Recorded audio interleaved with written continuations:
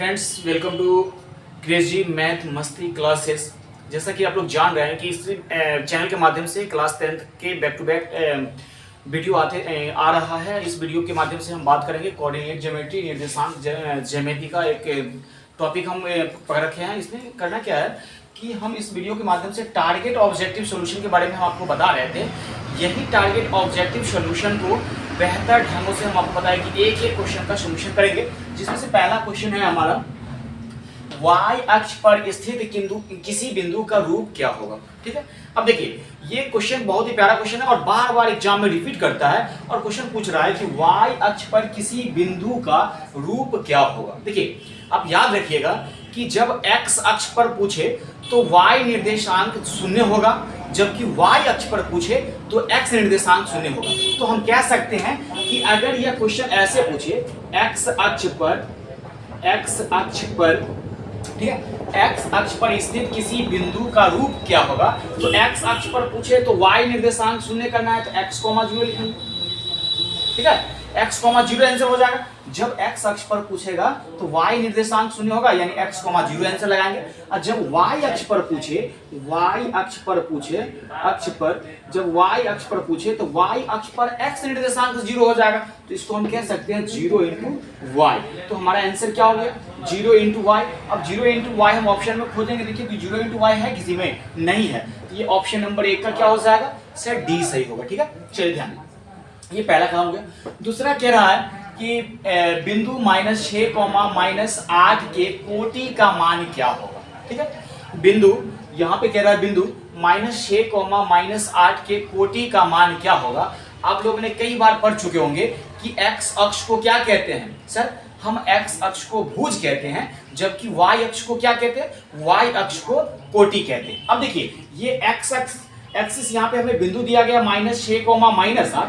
इस बिंदु में देखो तो ये x कोऑर्डिनेट है क्या हमारा, ये y कोऑर्डिनेट है क्या हमारा, हाँ सर है। ये जो x कोऑर्डिनेट है, इस x कोऑर्डिनेट को हम क्या कहते हैं, इस x कोऑर्डिनेट को हम भुज कहते हैं, जबकि y कोऑर्डिनेट को क्या कहते हैं, कोटि कहते हैं। अब हमें पूछ क्या रहा है कि सर बिंदु -6, -8 के कोटि का मान क्या होगा। तो कोटि का मान कितना है, देखिए तो -8, तो इसका 2 का आंसर क्या हो जाएगा, -8 हो जाएगा। क्या हो जाएगा, -8 हो जाएगा।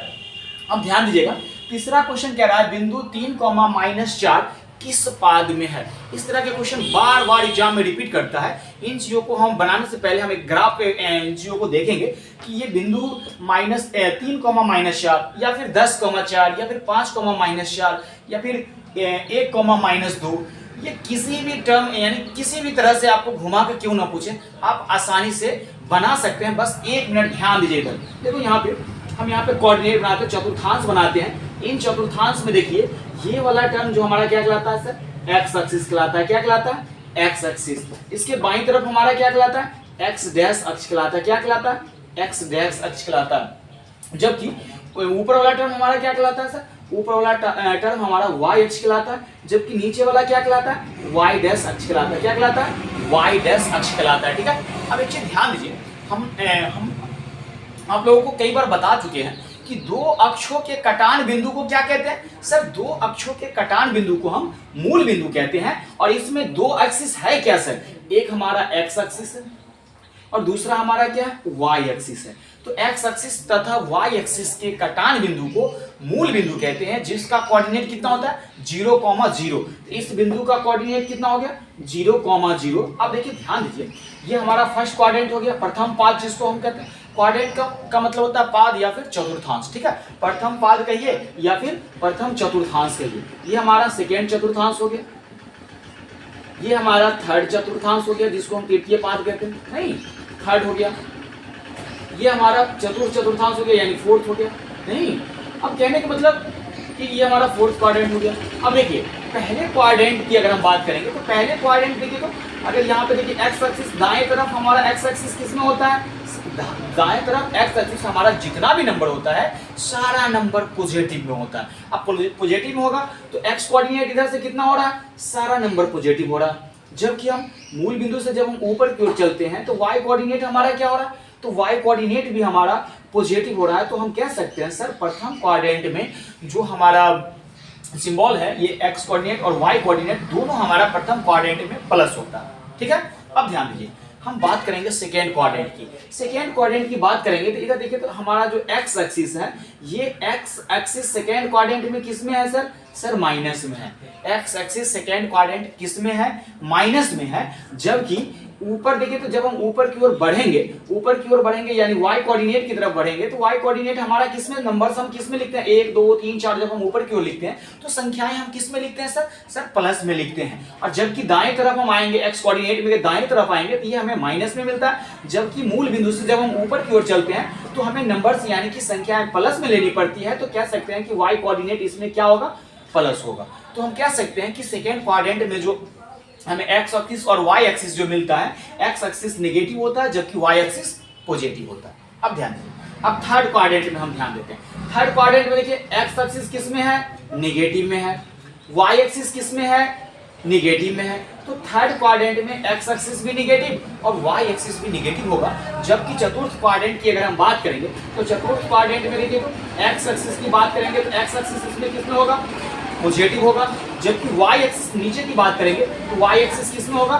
नेगेटिव में हो जाएगा। तो चतुर्थ क्वाड्रेंट हमारा किसमें हो जाएगा? एक टर्म हमारा पॉजिटिव हो जाएगा, दूसरा टर्म हमारा क्या हो जाएगा? नेगेटिव हो जाएगा। अब इन डायग्राम के माध्यम से हम क्वेश्चन की तरफ चलेंगे। अब ध्यान दीजिए क्वेश्चन हमारा कह रहा है कि बिंदु 3,-4 किस चतुर्थांश में है। तो पहले हमारा एक्स एक्सिस इसमें किस में है sir? Sir x axis plus में है। वाई एक्सिस किस में है? वाई एक्सिस माइनस में है। अब एक चीज गौर कीजिए कि एक्स एक्सिस प्लस और वाई एक्सिस माइनस ये कौन से क्वाड्रेंट में? अब देखिए तो एक्स एक्सिस प्लस और वाई एक्सिस माइनस ये हमारा चतुर्थ क्वाड्रेंट में है क्या? हाँ सर, ये हमारा प्लस और माइनस ये चतुर्थ क्वाड्रेंट में है। तो हम कह सकते हैं जो 3 का जो आंसर आएगा यह चतुर्थ क्वाड्रेंट, इसको हम चतुर्थ पाद भी कहेंगे। एक चीज और ध्यान दीजिएगा, तो हम यहाँ पे जो क्वाड्रेंट को बनाए हैं, इस क्वाड्रेंट में कभी कभी आपको एग्जाम में पूछता है कि पहले क्वाड्रेंट में सर कितने डिग्री का एंगल बनता है, सेकेंड क्वाड्रेंट में कितने डिग्री का एंगल बनता है, थर्ड क्वाड्रेंट में कितने डिग्री का एंगल बनता है, फोर्थ क्वाड्रेंट में कितने डिग्री का एंगल बनता है। तो इन चीजों को आप ध्यान में रखिएगा। अब देखिए यहाँ पे देखिए ये हमारा एक्स एक्सिस जो था, ये एक्स एक्सिस 0 से स्टार्ट होके परपेंडिकुलर ये 90 तक जाता है। कितना तक जाता है? 0 से 90 तक। तो हम कह सकते हैं प्रथम क्वाड्रेंट में, प्रथम चतुर्थांश में एंगल 0 से 90 डिग्री का बनेगा। कितना डिग्री का बनेगा? 0 से 90 का। जबकि सेकेंड क्वाड्रेंट में जो हमारा एंगल है ये 90 से 180 का बनेगा। कितना का बनेगा? 90 से 180 का। जबकि थर्ड क्वाड्रेंट में जो हमारा एंगल बनेगा सर, ये थर्ड क्वाड्रेंट में जो एंगल बनेगा 180 से 270 का बनेगा। जबकि फोर्थ क्वाड्रेंट में 270 से 360 का एंगल बनाएगा। तो ये चारों क्वाड्रेंट मिलके एक वृत्त का भी निर्माण कर सकता है या फिर एक पॉइंट का भी निर्माण कर सकता है। देखिए यहाँ पे जैसे एक बिंदु की बात करेगा, एक बिंदु कितने डिग्री का कोण बनाएगा? तो एक बिंदु में 4 कोऑर्डिनेट है। एक बिंदु का निर्माण होने में 4 कोऑर्डिनेट मिला है तब जाके एक बिंदु का निर्माण हुआ है। तो हम कह सकते हैं एक बिंदु, एक पॉइंट 360 डिग्री का एंगल बनाता है। ठीक है, हम उम्मीद करते हैं कि आप लोग यहाँ तक अच्छा से समझ पाए होंगे। पुनः हम आगे की ओर देखते हैं। ठीक है, चलिए अब हमारा अगला क्वेश्चन कह रहा है निम्नलिखित में से कौन बिंदु x बराबर 2 के लेखा क्षेत्रफल। देखिए ध्यान दीजिए, इसमें डायरेक्ट आपको लिख दिया है कि ये बिंदु A 2,0 दिया है, 2,1 दिया है, B और C दिया है 2,2 और D दिया है सभी। ठीक है, और इसमें एक कंडीशन कहा है कि x बराबर 2 के लेखा क्षेत्रफल कौन कौन है। यानी x बराबर 2 के जब हम इसका डायग्राम जब इसको सॉल्व करने के बाद बनाएंगे तो देखेंगे ये इसमें से कौन कौन बिंदु x बराबर 2 को सेटिस्फाइड करेगा। अब देखिए यहाँ पे ध्यान दीजिए, इसमें डायरेक्ट कह दिया है कि x बराबर 2 है। ठीक है, अगर यहाँ पर हम x बराबर 2 को अगर हम इसको समीकरण के रूप में ले जाते हैं तो x का तो मान है क्या, y का टर्म है क्या? नहीं है। अगर हम y के टर्म को इसमें लाएंगे तो इसको हम ऐसे लिख सकते हैं x प्लस 0 इंटू वाई बराबर 2 लिख सकते हैं क्या? देखिए तो एक समीकरण के रूप में हो गया, x प्लस वाई बराबर 2 एक समीकरण के रूप में हो गया क्या? इसी रूप में पहले तोड़ना है। जब इस रूप में हम तोड़ लिए तो इसको हम x बराबर क्या लिखेंगे सर? x बराबर हमारा हो जाएगा 2 और ये पहले से प्लस 0.y है, बराबर के दूसरे तरफ जाएगा तो क्या होगा? माइनस 0.y होगा क्या? हाँ सर होगा। इसको मान लीजिए ये समीकरण मान लीजिए इसको आप कोई भी नाम दे सकते हैं, नहीं तो आप डायरेक्ट x बराबर आप इतना लिख सकते हैं कि x बराबर हम निकाल दिए x बराबर 2 माइनस 0.y। अब देखो ध्यान दो कि अगर हम यहाँ पे एक डायग्राम बनाते हैं और इस डायग्राम में x और y को रिप्रेजेंट नंबर्स को हम यहाँ पे रखते हैं, वैल्यू को हम रखते हैं, तो कितना कितना आता है मान। अगर देखिए कि अगर हम यहाँ पे x के मान रखते हैं, मान लो कि x नहीं y का मान रखते हैं, इसमें अगर हम y का मान 0 रखते हैं तो x का मान कितना निकल के आएगा बता सकते हैं क्या? अब ध्यान दीजिए, इसमें देखिए हमारा x बराबर क्या मिला, x बराबर हमें मिला 2 माइनस 0.y, तो x बराबर 2 और यहाँ से 0.y, y के जगह पर कितना डालें सर y के जगह पे हम 0 डालें। जैसे y के जगह पर हम 0 डालेंगे तो 0 गुने 0 रिजल्ट हमें क्या मिलेगा, 0 ही मिलेगा। नहीं तो 0 गुने 0 रिजल्ट 0 मिलेगा, तो यहाँ पे 2 में से 0 घटेगा, कितना बचेगा 2, तो x का वैल्यू कितना निकल के आया, x का वैल्यू 2 निकल के आया। x का वैल्यू कितना निकल के आया, 2 निकल के आया। जब हम y का मान 0 रखे तो x का मान कितना निकल के आया, 2 निकल के आया। ठीक है, पुनः फिर से सॉल्व करेंगे हम इसको। अब देखिए पुनः फिर से कह रहा है कि x बराबर हम कितना निकाल के आए, 2 माइनस 0 इंटू वाई। अब देखो हम यहाँ पे अगर हम y बराबर 1 रखते हैं, एक बार y बराबर 0 रख दिया, ठीक है। अब हम यहाँ पे y बराबर 1 रखते हैं तब क्या होगा, देखिए तो अगर हम y बराबर 1 रखते हैं तो 2 माइनस 0 इंटू वाई के जगह पर 1 हो गया, y के जगह पर 1, तो x बराबर कितना आएगा 2। 0 को 1 के साथ गुना करेंगे तो कितना देगा सर 0 देगा, और 2 में से 0 घटेगा तो x बराबर कितना हो जाएगा 2। ठीक है, जब हम y का मान 1 रखे तो x का मान कितना आया, तो सर x का मान 2 आया, x का मान कितना आया 2 आया। ठीक है, अब ध्यान दीजिए पुनः फिर से आप ध्यान दीजिए, हमारा इक्वेशन भी कह रहा था कि x बराबर 2 माइनस 0 इंटू वाई हम निकाले हैं। तो अगर हम y के जगह पर 2 रखते हैं, ठीक है, अगर हम y के जगह पर 2 रखते हैं, आप स्वतंत्र है, आप किसी भी संख्या और किसी भी नंबर्स को आप डाल सकते हैं, यहाँ पे रख सकते हैं। अगर हम y बराबर 2 रखते हैं तो 2 माइनस 0 इंटू वाई के जगह पर 2 हुआ, 2 को 0 के साथ गुना करेंगे, रिजल्ट कितना मिलेगा 0 मिलेगा। और यहाँ से देखिए 2 में से 0 घटेगा, कितना बचेगा 2। जब हम y का वैल्यू 2 रखे तो x का वैल्यू कितना निकल के आ रहा, 2 आ रहा है। अगर हम यहाँ पे पुनः y की बात करते हैं, पुनः अगर हम फिर से y के जगह पर 3 रखते हैं तो हमारा देखिए क्या निकल के आएगा रिजल्ट। तो अगर हम यहाँ पे x बराबर 2 माइनस 0 इंटू वाई के जगह पर हम 3 रखते हैं तो 3 को 0 के साथ गुना करेंगे 0, 2 में से फिर यहाँ पे 3 को 0 के साथ गुना करेंगे 0, और ये घटेगा तो कितना बचेगा, तो ये रिजल्ट क्या मिलेगा 2 मिलेगा। जब हम y के जगह पर 3 रखें तो x का वैल्यू कितना निकल के आया, 2 निकल के आ रहा है। अब इन चीजों को हम ग्राफ के माध्यम से समझेंगे कि आखिर इनमें से सही कौन है। भाई इनमें से ऑप्शन ए सही है, बी सही है, सी सही है, या फिर ऑप्शन नंबर डी सभी सही है, पता करेंगे। अभी हम ध्यान दीजिए, एक छोटा सा डायग्राम बनाते हैं हम यहाँ पे ग्राफ के रूप में, बस कंसस होकर देखते रहिए। इन ग्राफों में हम ध्यान देंगे कि ग्राफ हमें ज्यादा बड़ा बनाना भी नहीं पड़ेगा क्योंकि संख्याएं हमारा छोटा छोटा है। ठीक है, अब ध्यान दीजिए, देखिए इधर हमारा एक्स एक्सिस हो गया,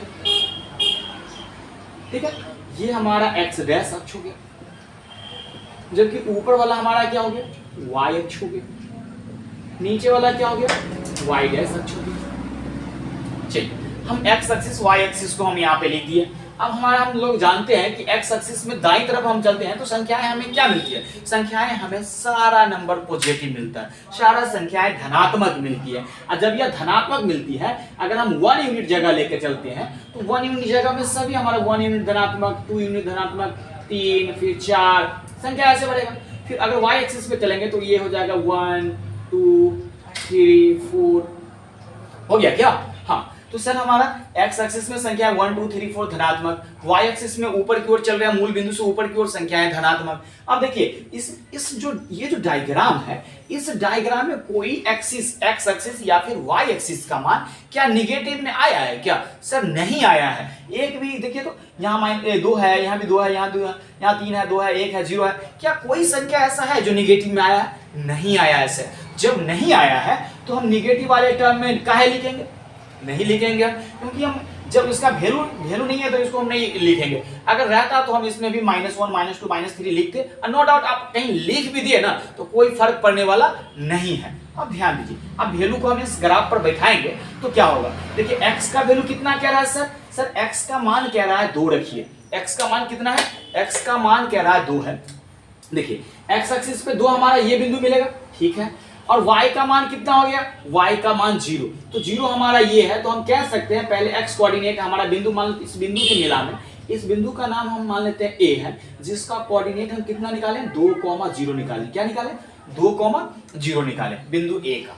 अब देखिए ये पहला वाला जो है मान टेबल जो है हम भर लिए। दूसरा देखिए x के जगह पर 2 और y के जगह पर कितना है, 1 है। अब देखिए x के जगह पे 2 क्योंकि पॉजिटिव में है तो पॉजिटिव हमारी दाएं अक्ष की तरफ है, तो हम कह सकते हैं कि x के जगह पे 2 और y के जगह पर 1 की बात करेंगे तो y के जगह पर 1 हमारा ये है, तो ये पॉइंट इधर से बढ़ के ऐसे जाएगा और ये पॉइंट इधर से बढ़ के ये आएगा, तो ये बिंदु हमें मिलेगा क्या, इस बिंदु का नाम हम a रखे हैं, तो इस बिंदु का भी तो नाम हमें रखना पड़ेगा कि नहीं रखना पड़ेगा। हम मान लेते हैं कि ये वाला जो पॉइंट मिला ऊपर वाला, यह पॉइंट का नाम B है, जिसका कोऑर्डिनेट कितना हो जाएगा, x का 2 और y का 1 हो जाएगा। सर x का 2 हो जाएगा, y का 1 हो जाएगा, कोई दिक्कत नहीं, समझने में यहां तक नहीं। फिर आगे देखिए, ध्यान दें तीसरा डायग्राम देखिए, इस तीसरा डायग्राम में x के जगह पर भी 2 और y के जगह पर भी 2। अब x के जगह पे 2 है तो ऑलरेडी x के जगह पे तो 2 हमारा ये है, और y के जगह पर कितना है,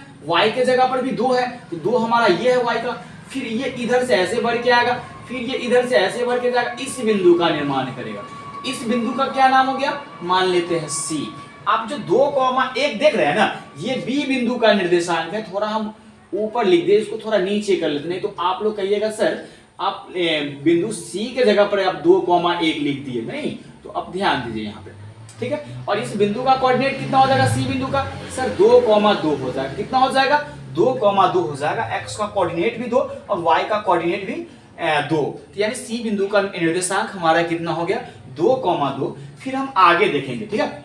अगला डायग्राम, x का वैल्यू 2 और y का वैल्यू कितना है, 3 है सर। तो x का वैल्यू देखिए, तो x का वैल्यू 2, y का वैल्यू 3, ये इधर से बढ़ के आएगा, ये इधर से बढ़ के ऐसे जाएगा। ये बिंदु, इस बिंदु का नाम रख दीजिए D, और D बिंदु का कोऑर्डिनेट हो गया x का 2 और y का 3। अब देखिए कि सारा कोऑर्डिनेट जो है हमारा, सारा निर्देशांक जो है हमारा, सब डिपेंड है x के 2 वाले बिंदु पर। देखिए तो अगर हम इसको मिलाना चाहेंगे तो ये चारों इस तरह से मिल के जाएगा कि नहीं जाएगा, ये चारों बिंदु इस पर मिल के जाएगा। तो हम कह सकते हैं कि x बराबर 2 का जो लेखा चित्र बनेगा, एक बार 2 0 पर भी संभव है, 2 1 पर भी संभव है, 2 2 पर भी संभव है, 2 3 पर भी संभव है। तो हमें फाइनली रिजल्ट क्या मिल के आएगा सर, कि यहाँ पर जो रिजल्ट आएगा यह ऑप्शन नंबर डी हो जाएगा, जिसमें हमें 2,0 भी संभव है, 2,1 भी संभव है, जो कि बिंदु बी पर है, बिंदु सी पर 2,2 भी है, और बिंदु अगर और कोई ऑप्शन देता यहाँ पे 2,3 भी देता तो वह मान भी हमारा संभव होता। तो हम कह सकते हैं इस क्वेश्चन का जो आंसर होगा ऑप्शन नंबर डी होगा, क्योंकि x बराबर 2 लेखा चित्र चारों मान पर संभव है। ठीक है, चलिए फिर हम अगला क्वेश्चन देखते हैं। ठीक है, ध्यान दें। चलिए फिर हमारा अगला क्वेश्चन कह रहा है, ये देखिए क्वेश्चन का सीरियल नंबर जो है ना आप लोग मिला लीजिएगा, थोड़ा आगे पीछे हो जाएगा नो डाउट। जो क्वेश्चन बार बार रिपीट कर रहा है उन क्वेश्चनों को हम छोड़ देते हैं, क्योंकि हमारे पास टाइम है नहीं। जो बार बार रिपीट कर रहा है उनको सवालों को एक हम बताएंगे, और ऐसे सवाल को आप खुद ब खुद बना सकते हैं। ठीक है, नो डाउट। अब देखिए ध्यान दीजिए, इसमें 5 नंबर क्वेश्चन कह रहा है, y अक्ष से बिंदु 12,14 की दूरी क्या, इसमें दूरी कितनी होगी, y अक्ष से दूरी। ठीक है, हम लोगों ने कई बार पढ़ चुके हैं कि देखिए इस क्वेश्चन को बनाने का एक तरीका यह भी है कि आप एकदम 1 से 2 सेकंड में आप बना सकते हैं। और ये बना कैसे सकते हैं, बस कुछ चीजों को याद रखने से। ठीक है, और आपको ऑलरेडी कुछ चीज याद रखना पड़ेगा। देखिए यहाँ पे कह रहा है कि जब कहेगा x अक्ष से दूरी, x अक्ष से दूरी की बात करेगा तो अब आंसर y निर्देशांक वाला लगाना है। क्या लगाना है, y निर्देशांक वाला। जब x अक्ष से दूरी पूछे तो आंसर में हमें y निर्देशांक लगाना है। ठीक है, निर्देशांक लगाना है।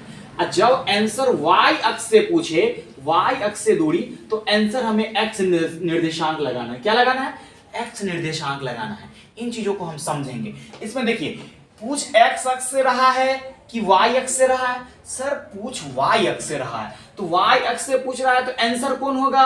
x निर्देशांक वाला। आप लोग जानते भी है x निर्देशांक को हम क्या कहते हैं, तो x निर्देशांक को हम भुज कहते हैं, जबकि y निर्देशांक को क्या कहते हैं? कोटि कहते हैं। और इसी में देखिए एग्जामिनर आपको कई बार फंसाएगा इसी में पूछता आपको कि इसमें बिंदु 12,14 के भुज का मान बताइए, तो भुज को हम x निर्देशांक कहते हैं और x निर्देशांक कितना है? 12, तो भुज का आंसर होता है 12। कोटि का मान पूछता तो कोटि का मान है 14, y अक्ष को कोटि कहते हैं, तो आंसर हो जाता 14। लेकिन इस क्वेश्चन में न तो आपसे भुज पूछा है और न ही कोटि पूछा है। पूछा क्या है? पूछा है y अक्ष से दूरी बताइए। तो y अक्ष से दूरी निकालने के लिए आंसर हमें x निर्देशांक वाला देना है। x निर्देशांक में है कितना सर? 12 है, तो ऑप्शन नंबर ए हमारा x निर्देशांक हो गया 12। और नहीं तो इसमें क्या था, x अक्ष से पूछता तो हमें आंसर होता 14, क्योंकि x अक्ष से जब पूछेगा तो हमें y निर्देशांक लगाना है। अब इन चीजों को हम ग्राफ के माध्यम से नहीं समझेंगे कि आखिर ये 12 और 14 जो है ये आया कैसे। ठीक है, चलिए ध्यान दीजिए, यहाँ पे ध्यान दीजिए, ये हमारा कोऑर्डिनेट हो गया, इसको हम x निर्देशांक कहते हैं या फिर x अक्ष कहते हैं। ठीक है, और ये हमारा x डैश अक्ष हो गया, x डैश अक्ष। ऊपर वाला हमारा y अक्ष हो गया, नीचे का टर्म हमारा y डैश अक्ष हो गया। कोई दिक्कत नहीं। अब देखिए हमें संख्या x के मान 12 है, y का मान 14 है, तो x का मान 12 है, y का मान 14 है। इतना से तो हमें इतना पता चल गया है कि इसका जो डायग्राम बनेगा ये पहले क्वाड्रेंट में बनेगा। सर काहे बनेगा? अभी हम आपको जस्ट बताएं पिछले क्वेश्चन में, क्योंकि जब यहाँ पे x एक्सिस भी पॉजिटिव है, y एक्सिस भी पॉजिटिव है, तो दोनों एक्सिस पॉजिटिव किसमें होता है? तो सर दोनों एक्सिस पॉजिटिव पहले क्वाड्रेंट में होता है, तो ये पहला क्वाड्रेंट हमारा है। तो सारा खेला इस डायग्राम का होगा, इसमें नहीं होगा, इसमें नहीं होगा, इसमें नहीं होगा, इसमें कब होता? तो इसमें और इसमें तब होता है कि जब ये x axis negative, y axis positive रहता, एगो नेगेटिव एगो पॉजिटिव रहता, तो सेकंड क्वाड्रेंट में आता डायग्राम। दोनों टर्म नेगेटिव रहता तो थर्ड क्वाड्रेंट में आता, नहीं एक टर्म पॉजिटिव और एक टर्म नेगेटिव रहता तो चतुर्थ क्वाड्रेंट में आता। लेकिन हमें तो दिया क्या गया? हमें 12 और 14 दिया गया है। देखिए हम डायग्राम थोड़ा सा छोटा बनाए हैं, तो इसमें हम जगह को, यूनिट को हम बढ़ा लेते हैं। ऐसा करते हैं हम 3-3 यूनिट जगह ले लेते हैं। हम एक मूल बिंदु ये हमारा 0 हो गया, इस 0 से यहां तक हम मान लेते हैं कि 3 यूनिट जगह, कोई दिक्कत नहीं। फिर इतना जगह फिर 3 यूनिट बढ़ के 6 यूनिट हो जाएगा, फिर यहां से 3 यूनिट बढ़ के 9 यूनिट हो गया, फिर यहां से ये 12 यूनिट हो गया, मान लीजिए ये हमारा 15 यूनिट हो गया। ठीक है, सेम प्रोसेस हम y एक्सिस में भी करेंगे। नहीं ये 0 से थोड़ा सा बढ़े, ये हमारा 3 यूनिट जगह हो गया, फिर ये 6 हो गया, नहीं ये 3 तिया 9 हो गया, और ये 3 चौके 12 होगा, और ये 3 पचे 15 यूनिट हो गया। कोई दिक्कत नहीं, ये 15 यूनिट जगह हो गया। अब देखिए इसमें क्या रहा, x कोऑर्डिनेट हमारा कितना है सर? x कोऑर्डिनेट हमारा सर 12 है, जबकि y कोऑर्डिनेट हमारा कितना है? 14 है। तो x कोऑर्डिनेट 12, देखिए तो x कोऑर्डिनेट 12 हमें ये टर्म मिल रहा है क्या? हाँ सर मिल रहा है। जबकि y कोऑर्डिनेट कितना है? y कोऑर्डिनेट 14 है। अब एक चीज गौर कीजिए, ये हमारा 12 है और ये हमारा 15 है, तो कहीं ना कहीं 12 और 15 के बीच में कितने यूनिट जगह है? सर 12 और 15 के बीच में 13 भी है, 14 भी है ना। फिर ऊपर में हमारा 15 तो लिखा हुआ है ही, इसमें जो जगह है तो हम कह सकते हैं ये वाला फर्स्ट लकीर 13 यूनिट का है और ये वाला लकीर हमारा 14 यूनिट का है, तो ये टर्म इधर से बढ़ के आएगा और ये इधर से 12 यूनिट से बढ़ के जाएगा, तो ये बिंदु का निर्माण होगा। इस बिंदु को हम मान लेते हैं ये बिंदु ए है, जिसका कोऑर्डिनेट 12 और 14 हो गया। कोई दिक्कत समझने में? नहीं, कोई दिक्कत नहीं है। अब देखिए अब क्वेश्चन कह रहा है कि y अक्ष से बिंदु 12,14 की दूरी क्या होगी। यहाँ पे क्वेश्चन हमें y अक्ष पूछ रहा है। अब y अक्ष पूछ रहा है तो ये नीचे वाला y अक्ष है क्या? नहीं सर, नीचे वाला y एक्सिस नहीं है। y एक्सिस का टर्म हमारा ये है जो ऊर्ध्वाधर है, ठीक है। क्षैतिज वाला तो हमारा x एक्सिस है। तो ये जो हमारा y एक्सिस है सर, ये जो y एक्सिस है, इस y एक्सिस से दूरी देखिए तो हम कितना, इस बिंदु तक पहुंचने के लिए हमें कितना यूनिट कितना चलना पड़ा सर? इस बिंदु तक पहुंचने के लिए हमें 12 यूनिट चलना पड़ा। कितना चलना पड़ा? 12, क्योंकि ये जो रेखा है ये x एक्सिस के पैरेलल जा रहा है क्या? तो x एक्सिस के पैरेलल जा रहा है, तो ये किस बिंदु पे मिल रहा है? 12 पे मिल रहा है। तो ये टर्म y एक्सिस से हमारा 12 यूनिट हो गया। तो हम कह सकते हैं कि y एक्सिस से हमारा 12 यूनिट आंसर सही हुआ। अब देखिए ध्यान, अगर यही टर्म y एक्सिस ना पूछ के हमारा x अक्ष पूछता है, ठीक है, y एक्सिस नहीं पूछ के x अक्ष से बिंदु की दूरी पूछता, तब हम क्या करते, x एक्सिस हमारा ये है और इस x एक्सिस से इस बिंदु की कितनी दूरी है, तो x एक्सिस से इस बिंदु की देखिए ये कितनी यूनिट ये चले थे ऊपर वाला में, तो सर 14 यूनिट चले थे। कितना चले थे, 14 इकाई चले थे। तो x एक्सिस से पूछता, x एक्सिस से पूछता तो आंसर कितना आता, 14 इकाई। कितना आता, 14 इकाई। जबकि y एक्सिस से पूछ रहा है तो हमारा आंसर कितना आएगा, नहीं 12 इकाई। y एक्सिस से 12 इकाई यानी कि 12 आंसर, तो इसका आंसर कितना हो जाएगा, 12 यूनिट हो जाएगा। अब ध्यान दीजिए, ये हमारा हो गया क्वेश्चन नंबर 6। देखिए 6 नंबर क्या आया है क्वेश्चन नंबर 6 कह रहा है, बहुत अच्छा क्वेश्चन है जो बार बार हम अपने पिछले वीडियो के माध्यम से आपको हम बताए थे और इस क्वेश्चन को प्रूव भी किए थे हम, नहीं कि मूल बिंदु से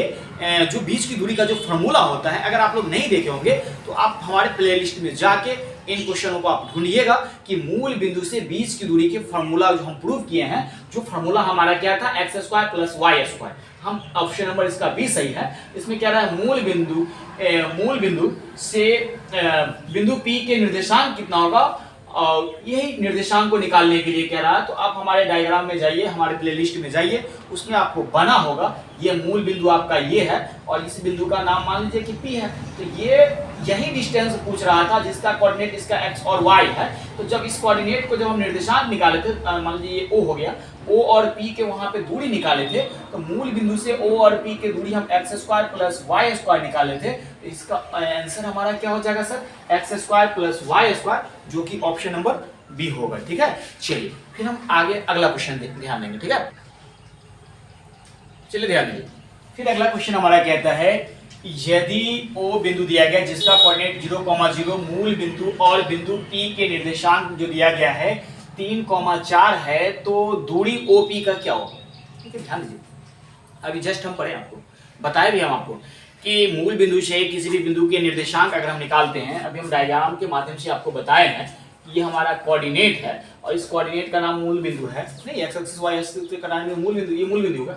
इस मूल बिंदु से मान लीजिए कि देखिए इसमें इसका इमेज की अगर हम बात करेंगे डायग्राम की, तो ये फर्स्ट क्वाड्रेंट में ही डायग्राम बनेगा सर। इसका काहे बनेगा फर्स्ट क्वाड्रेंट में, क्योंकि दोनों कोऑर्डिनेट x और y दोनों जो है हमारा इस प्लस में है, और जब दोनों प्लस में है तो ये बिंदु फर्स्ट क्वाड्रेंट में आएगा और इस बिंदु का नाम कह रहा है कि P है। इस बिंदु का क्या नाम है, P है, जिसका कोऑर्डिनेट 3,4 दिया है और इस बिंदु का नाम O है, जिसका कोऑर्डिनेट ऐसे भी 0,0 हो जाएगा और ये O निर्देशांक भी है हमारा, O कोऑर्डिनेट भी है हमारा। तो O कोऑर्डिनेट का O बिंदु का निर्देशांक 0,0 हो गया, x एक्सिस भी 0 हो गया और y एक्सिस भी इस पर क्या हो गया, 0 हो गया।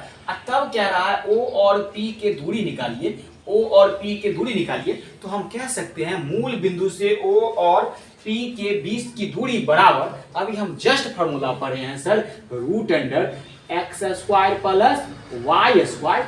x के जगह पर कितना हो जाएगा, 3 हो जाएगा और y के जगह पर कितना हो जाएगा, 4 हो जाएगा और यहाँ पे अंडर रूट रहेगा। तो 3 के स्क्वायर हम कह सकते हैं 9 होगा, जबकि 4 के स्क्वायर कितना हो जाएगा सर, 16 हो जाएगा। 3 के स्क्वायर 9 और 4 के स्क्वायर 16 और 16 9 25, 25 का वर्गमूल कितना हो जाएगा सर, 5 होगा। तो आंसर हमारा ऑप्शन नंबर कितना हो जाएगा, ध्यान दीजिए, ऑप्शन नंबर ए हो जाएगा, जो कि कितना हो जाएगा, 5 हो जाएगा। एक चीज और ध्यान दीजिए, अगर हम ये फॉर्मूला नहीं लगाते x square plus y square, तो क्या ये नहीं सॉल्व होता है क्या, हाँ सर सॉल्व हो जाता। इसके लिए हमें लगाना पड़ता, देखिए बिंदु ए, एक पॉइंट हमें मिला 0,0, इस बिंदु का नाम मान लीजिए ए है, जिसका कोऑर्डिनेट 0,0 मिला। इस बिंदु का नाम हो गया बी, जिसका निर्देशांक हमें 3,4 है। इसको हम सेकेंड मेथड से अगर हम बनाना चाहेंगे तो कैसे होगा, ठीक है, ध्यान दीजिए। अब देखिए ए और बी, बिंदु ए और बिंदु बी के बीच की दूरी बराबर, हम लोगों ने कई बार फॉर्मूला पढ़े हैं कि ए बी के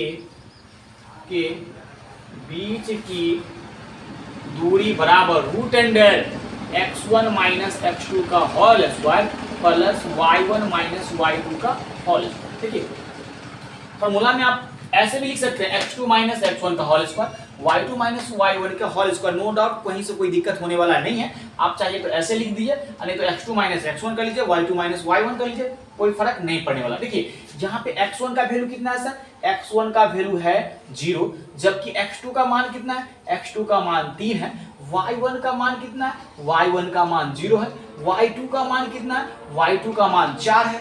इन चीजों को हम डायग्राम के माध्यम इसमें फॉर्मूला के माध्यम पे रखेंगे। यहाँ पे x1 का मान कितना है 0, x1 और x2 का मान कितना है, x2 का मान 3 है, इसका स्क्वायर प्लस y1 का मान कितना है, देखिए तो y1 का 0 हो गया, जबकि y2 की बात कर रहा है तो y2 का मान कितना है 4 है। अब देखिए अब यहाँ पे 0 में से 3 घटेगा क्या सर, यहाँ पे घटेगा भी तो इतना ही रहेगा, तो यहाँ पे कोई दिक्कत नहीं। अब यहाँ से हो गया -3 और ये -4, अब 3 के स्क्वायर करेंगे तो 3 के स्क्वायर माइनस माइनस प्लस हो जाएगा, 3 के स्क्वायर 9 हो जाएगा, 4 के स्क्वायर 16, तो 9 16 रूट के अंदर 25 और 25 का वर्गमूल कितना आ जाएगा 5। तो आप इस तरीका से भी इन चीजों को हल कर सकते हैं।